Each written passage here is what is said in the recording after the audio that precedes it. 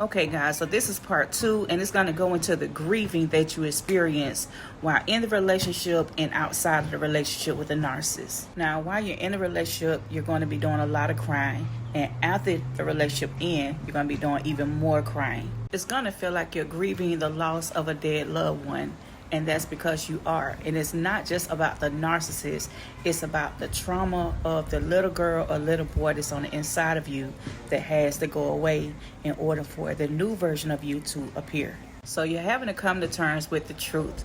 And what is the truth? Well, it's like I said, you're dealing with childhood trauma, and you want the validation of a guardian, someone who caused you pain in early childhood, and this person was more than likely a narcissist. So you've been attracting these same people into your life over and over again, and instead of being alone and healing and letting God lead and guide you, you keep hopping in and out of relationships. So once this got revealed to me, I started going into no contact with my mom. And then I would go back around her, and I started noticing that she would do sort of things to try to trigger me, but I was no longer reacting the same way.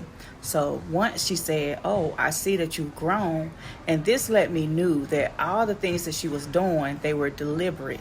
She wanted to keep me in a broken state, because this is what narcissists feed off of. They want to keep you in a broken state so that you do not heal and you do not rise from the ashes and become your powerful, true, authentic self. Now, because I was growing in the area with my mom, it helped me grow in the area with the narcissist that I married.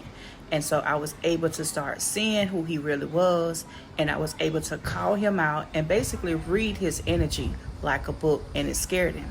Now, because I'm not quite healed, I'm still going through the healing process. The narcissist is cheating, not taking accountability, making the relationship difficult. Their actions is going to want to make you revert back to your old ways, which is more than likely cheating or, just going and entertaining someone else.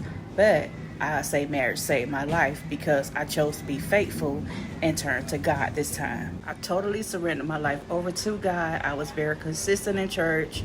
I stayed to the altar crying out to God. I did work at home, just anywhere I could.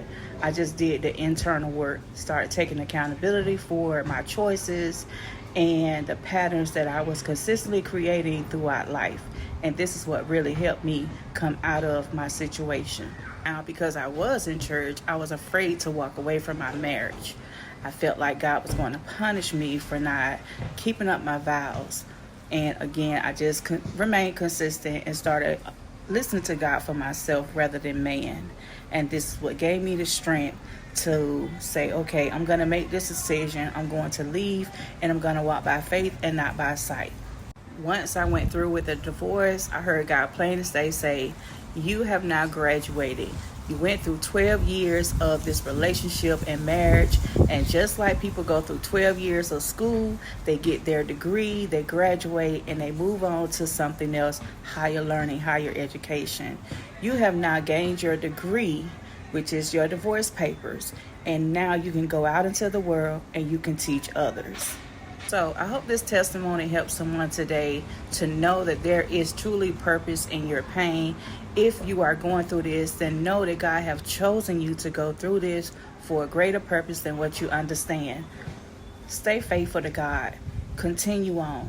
Don't give up, because you are not alone.